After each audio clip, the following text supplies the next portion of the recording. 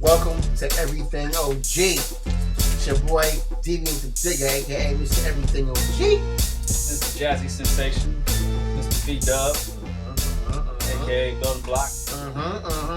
Yes, sir. Yes, sir. And welcome to Everything OG. It's the crate digging show where we review some of our favorite albums. And today we're going to do a little special episode because, you know, we love jazz music and it's just tough to whittle down our favorite jazz record. That's coming too, but it's just so tough. So what we decided to do in this episode is do our favorite black jazz albums. And black jazz is a spiritual jazz label that was created in the 70s that pretty much dives into a special type of non-traditional jazz. It's a little bit more, how you say? Free jazz. Free jazz, there you go. Good Soul word. jazz. Soul jazz, yes. Black jazz was founded by Gene Russell. Gene Russell. In 1969. They had a nice run of albums from 71 to 75. And it was primarily made for black jazz artists, young black jazz artists that didn't have any way, to really get themselves heard. Right. So they specialize in black jazz artists. Dope. And they got a dope label. I mean, the logo? Iconic. The logo on the label is crazy. And shout out to Bridget Barbitchwood for making those T-shirts. Oh yeah. I'm looking to get one. Yep.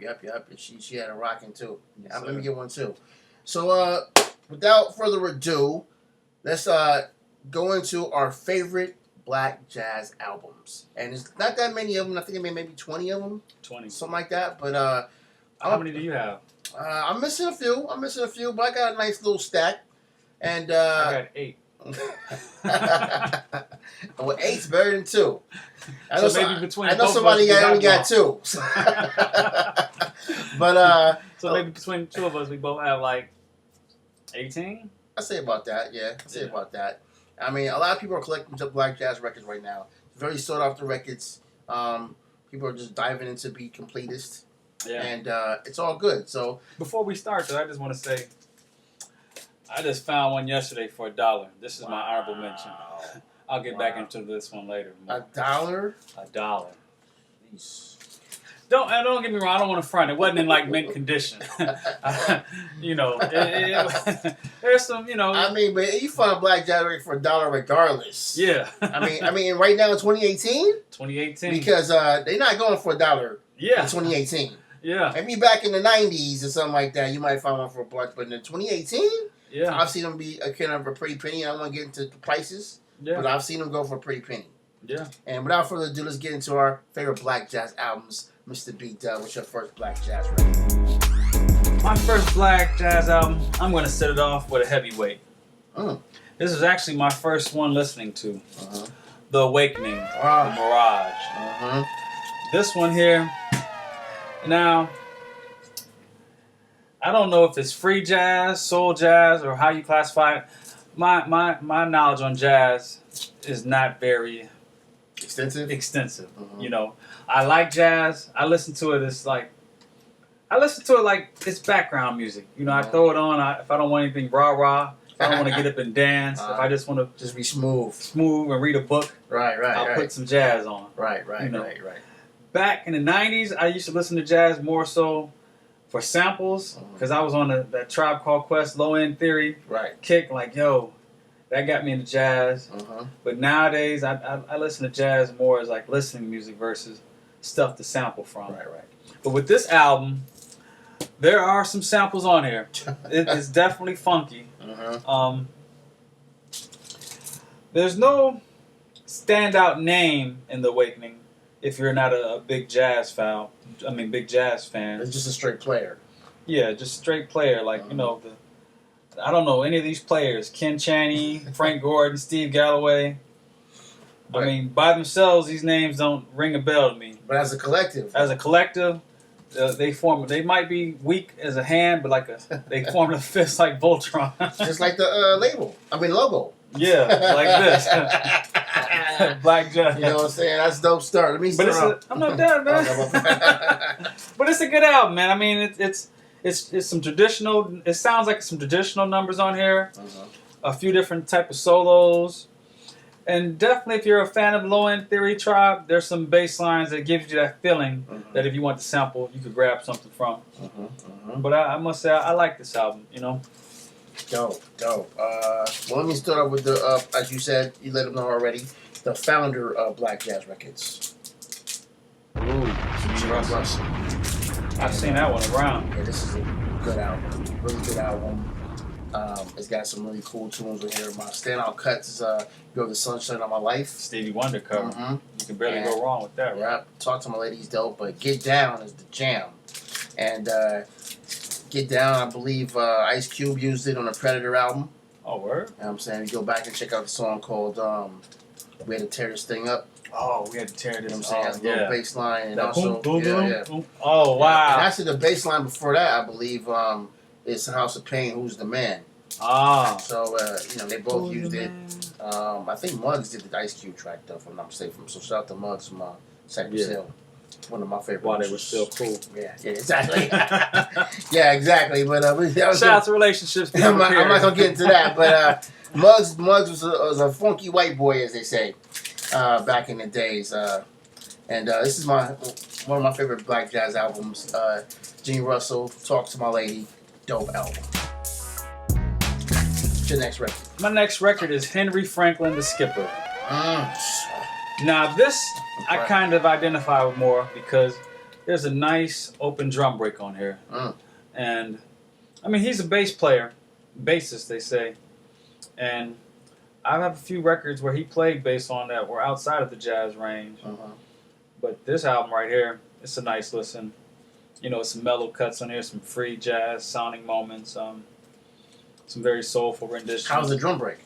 Drum break's funky. Yeah? You know, it can be... It can be used chopped up, yeah? And be some nice little kicks and snares? Yeah. Okay. But I believe the standout track on here is The Skipper. You know. That's an incredible album. It's actually one of the most sought after of the black jazz records, too. Is it? Yeah, like everybody looking for that record right now. Oh, well. Name your price. Word up. All right, my next black jazz episode is Cleveland Eaton. Ah, I heard that name before. Pretty good evening. All you jazz heads, you guys might know Cleveland Eaton. He used to play with Ramsey Lewis. Okay, back in the days. He's on many Ramsey albums. Okay. And what is he? He's a bass player or piano player? Yeah, he plays the bass, electric bass on here, and acoustic bass on here. So both on this album. Wow. And great album. It's really dope. The standout cuts is I like Kina. Kina's really dope. Chi-Town Theme is dope too. Hamburg 302 though is one of my favorite cuts on this album. And Mo Let's Have a Party is really, really funky. It's like a funk track. Oh. And this album is crazy. You don't see it that much. It doesn't pop up that much of the black jazz albums. I mean, there's some that are seen more than others. I know where to copy that at. Okay. Wow. Well, yeah, this record is incredible. I got this in a dollar bin. Oh wow! Actually, one day. How many years ago? It's a few years back. This is a good maybe 7-8 years ago. Oh wow! Yeah. That's crazy because I didn't know about black jazz until maybe last year sometime. Well, I've been up on black jazz since the mid to late 90s. But but even back then, the records were hard to find. And they're always really hard to find. I mean, you can find them, but they're not always the easiest to find super clean. Sometimes they be, they kind of party with these records. You know what I mean? I mean, when I say party, I don't mean like, like, hey. I mean like, hey. Say no to drugs, kid. You know what I'm saying? That, what I mean? Just that kind of smooth little poetry parties. Where they were just like back in the day, 70s, smoke a little weed. So this is like drug music. Yeah, then. you know what I mean? Smoke some weed, light some incense. I've never seen nobody get high off an incense. No, I'm saying the vibe. Light some incense, roll a joint, say some poetry or some spoken word. After this album, they might play a Ghost Scott Heron album or something like that. I mean, those type of... There was a small group of people, a demographic of black people, that used to have those type of vibe parties back in the 70s. Everything was in funk. I mean, everything wasn't disco. Like, they used to have a small set of people, a subset of people that would to have those type of vibe parties and situations. Did you go to any of those parties? Of course not. I was only 4 years old, man. But but I've heard and done research on it. And okay. There's definitely was those type of moments back in the 70s. So another good record right here. Pick it up if you ever see it. Cleveland Eaton, pretty good Eaton. I have some of his other records. How are they? Funky. Yeah, I know. They didn't really have like a jazz feel to them. No. They were more like kind of funked out. Yeah, like a commercial funk feel to them. Dope. Roland Haynes, Second Wave. Cover's a little janky, but the music plays good. And I don't have this record yet. No? No, it's one of the Black Jazz records I still need. So, thanks, man. But on here, he has Henry Franklin playing bass on there. And I grabbed this record because I knew there was a nice little drum break on here. But as you can see, this album, I believe, is a little bit more out there as far as the black jazz. As you can tell from the cover, it has a little psychedelic look to it. Yeah, most black jazz albums are just black and white, but this one has a little color to it, a little gold color to it. Right. But it's an interesting listen. This is jazz at its finest. Okay. Nice. I definitely recommend this. I'm trying to get all 20. I'm gonna complete this when it comes to black jazz. I feel you. I'm trying to get all 20. I don't have all 20. I'm trying to get all 20. I can't lie about it. Hey, I'm with you. May the best man win. Yeah. My next one, speaking of colorful covers from black jazz, is Doug Carn, Adam's Apple. And Doug Carn is a really great artist. But this album, and also he's his. I don't know if people know this, but his wife was Jean Carn. Oh. And Jean Carn ended up after she did records with him on black jazz in the 70s. She went on to do R&B music. Oh. And one of her biggest records, or one of her records, has a sample in there that Brand Newman used. Don't let it go to your head. No. Yeah, that's the Jean Carn sample. But before she was doing that kind of music, she was doing jazz with her husband on black jazz. Doug Carn on black jazz. And this album is called Adam's Apple, and it's really dope. Higher Ground is dope on here. Can you name what her and Marvin Gaye have in common? No, what they have in common? They both added E's to their last name. Oh, wow. Because his name was G-A-Y, and he added the E to take away from the reception. Right. And I guess she added the E to hers to get away from her husband's. Wow. Yeah. That's interesting.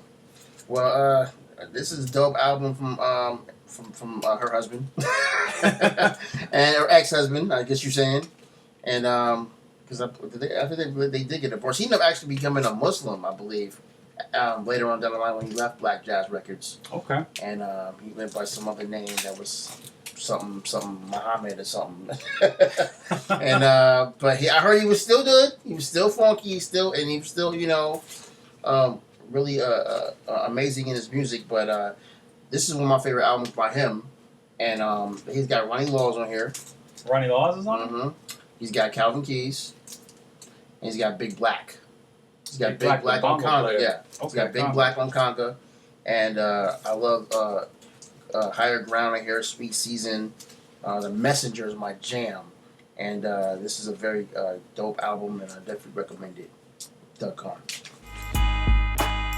Well, speaking of Doug Carn, I have Doug Carn Revelation featuring Jean Carn. Oh, wow. And Doug Carn, to add on to what our brother Deviant was saying, Doug Carn released 4 LPs. And at the time, when he released his 4 LPs, he sold more than David Brubeck and Ramsey Lewis. Wow. And this one, I like this one the most so far. It's also one of the most easiest to get. Yeah. Yeah. I see it all the time. Yeah. I don't know about you. I think all the Doug Carns are a lot of the ones more easily attainable than. Which explains why he sold the most. Well, I don't know if that explains why he sold, but I think maybe his music was just more accessible. Because with this LP, they're singing to it. They sound more like songs than just people just playing. Like there's culmination. It's not really like hooked R&B or hook music, but it just, the vibe is a little bit more. Right. I found it more accessible than the other ones. Mm-hmm. An interesting note: one of our greatest rappers of all time, father, is playing on this record. Oh, is that right? You want to take a guess who that might be? Let me take a guess. How about Nas's pops? Bingo. I guess right. Oh, Dara's on there, huh? He's also contributing to vocals as well. Oh, wow. That I didn't know. Yeah. Doug Carn Revelations. Dope. Shout out to Nas's pops for creating a wonderful child that became one of the best rappers in the history of hip-hop. Second to Jay-Z. That's right. Moving right along. My next Black Jazz LP is this right here. It's from my girl, Kellee Patterson. Maiden Voyage. And a lot of cats out there, you probably know Kellee Patterson. Before she was doing R&B, you might know these albums right here. You know what I'm saying? Bam. You know what I'm saying? She was doing jazz records. And Kellee Patterson, Maiden Voyage is an incredible body of work. I always thought the Maiden Voyage came after, but it's good to know that it came before. And this is an amazing body of work. This is 73. 73. Those are like, way. You know what's crazy about that? A lot of jazz artists go on to have a great career in R&B and soul music after jazz. And Tume. Yeah. He started off as a jazz artist and Miles Davis. Yeah. He was a player in Miles Davis. And then who would think he would go on to make Juicy. Sampled by Biggie. Yeah, I mean, it blows my mind. Like, I guess you could say George Benson too. I mean, he still turn your love around. Yeah, exactly. Dun, dun, dun, give me the night. Give me the night. But he was like, "Yo, Basic Boy is over." He started doing R&B, but before she was doing R&B, she was doing jazz, and she was a jazz vocalist.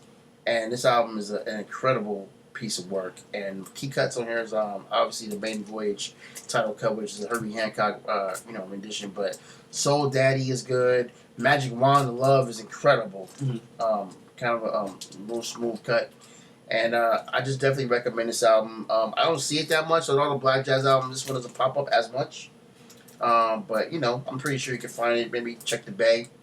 Maybe Discogs might have it for you Discogs lovers out there. But I'm a cat like it. That's more majority in the field myself.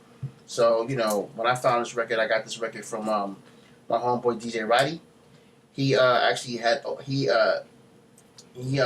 opened up his own record store. Yeah, I remember. And it was called Soulific Records. So shout out to Soulific and DJ Roddy. Yeah. And he had this record up in the store, and he actually almost didn't put it out, but I kind of convinced him to put it out, and he sold it to me for a nice little decent price. So.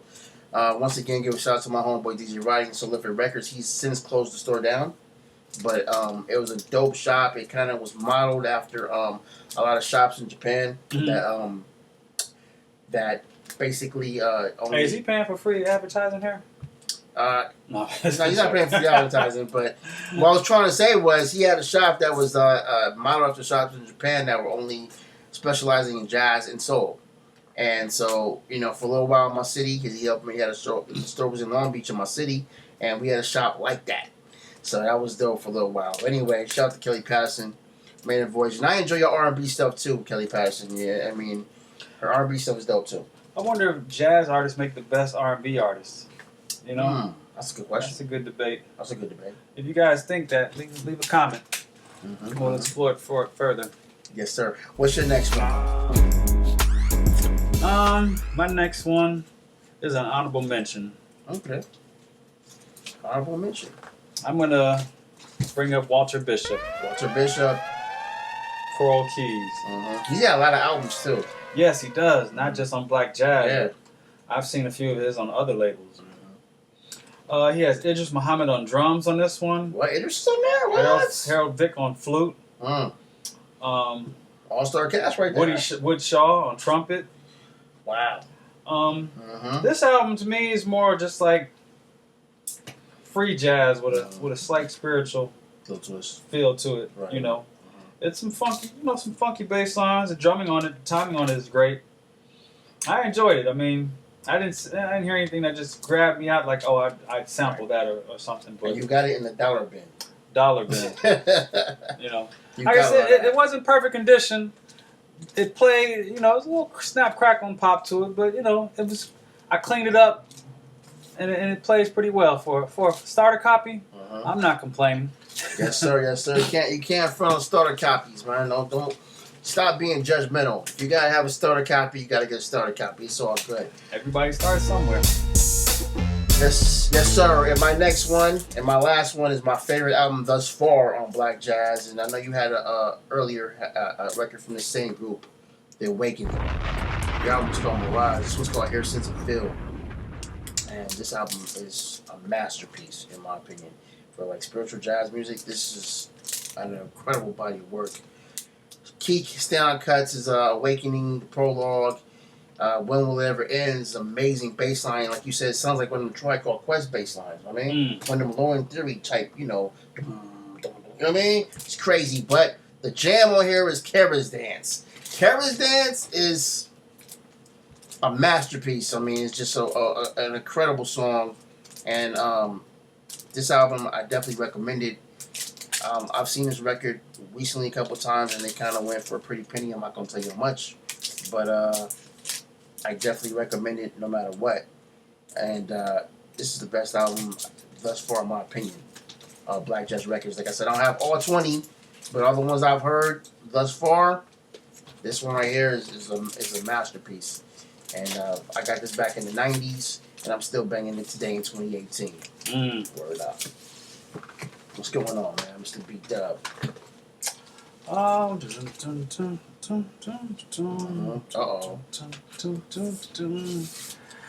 for my last pick, I'm going to go ahead with a tie. Wow. Mr. Calvin Keys. Calvin Keys. Shawnee and Proceed with Caution. Two bangers. You can get it cover the back cover. I think this definitely is a later one because it's, like I said, he added a little red color to it. Most of the black jazz are just a black and white motif. But, I guess it symbolizes some of the later. This came out in 74. But, also, the back cover is different than some of the other cover. Yeah. When they first came out, the way they made black jazz, so if you flip the record over, it was the back cover. And the front cover were the same. That was so wherever the record was positioned in the rack, you could recognize it and see it was black jazz and read everything. Nice. The liner notes was on the side. The players were all on the side. So pretty uniform. There was simple but effective. Calvin Keys is a guitarist. Is that how you say it? Guitarist, yeah. And guitars in jazz, whenever I hear guitars in jazz, I think about Wes Montgomery. I love Wes Montgomery. Like that tone, his guitar he used. Whenever I hear any jazz, Wes Montgomery pops into mind. And with Calvin Keys, I could be listening to a Wes Montgomery album just in a more free jazz form. Wes was more straight ahead. He had, songs. This is like, okay, these go wherever. There's some form and structure, but it just, he's not afraid to go out there. Right. And then he just continues that on his later one. I like Calvin Keys Shawnee because, it reminds me of a 5%er name. I thought, hey, he might be a 5%er. That's dope. And and I'm gonna be honest, I don't even have Shawnee or Proceed with Caution yet. So, I'm kind of a little jealous over here, but it's all good. It's okay. We can have some crate envy because at least, it's my brother. I'll play him. I'll come by his house and let him play it, or he'll come by my house and play it. But just like the BET commercial, let me have that. My brother. Exactly. You got to get your own. And that's why we did. It's all good. This has been our edition of Everything OG, and again, we tackled the Black Jazz moment, and hopefully Black Jazz label, and hopefully we've been informative. Hopefully you learned something. Yes. And leave a comment below. You can find us on Instagram. Yes. I'm BD. Damn, how do I spell my name? How you spell your name? You don't know how to spell your name? BLDNGBLCK. And this is Deviant the Digger. Deviant the Digger, aka Mr. Everything OG. Catch me on Instagram also at Deviant the Digger. And we appreciate you tuning in. And hopefully you check us out again and again and again. Peace. Peace. Gee, what's going And on we here? have our first special guest, Dakari. And he wants to show his favorite records. What's your first favorite record, son? Jaws. Oh yeah? Why do you like Jaws so much? Because he's a shark. He's a shark. Can you hum the song? Let me hear it. Move it from my mouth so people can hear you. Okay. Alright, what about you play it? Alright, man. Go play now, okay? No, I haven't showed these guys yet. Okay, well come on, what else you got? Jaws 2. Oh, Jaws 2. wow. Okay, why do you like Jaws 2? Got the boat. Oh, okay, because of the boat. Alright, what else you got? Same thing. I mean, backwards. Oh, Mr. Jaws. And I want to show the back. You want to show the back? Oh, wow. Okay. Alright, well thank you for being our first guest. Thank you, Dakari. See you later, man. Like,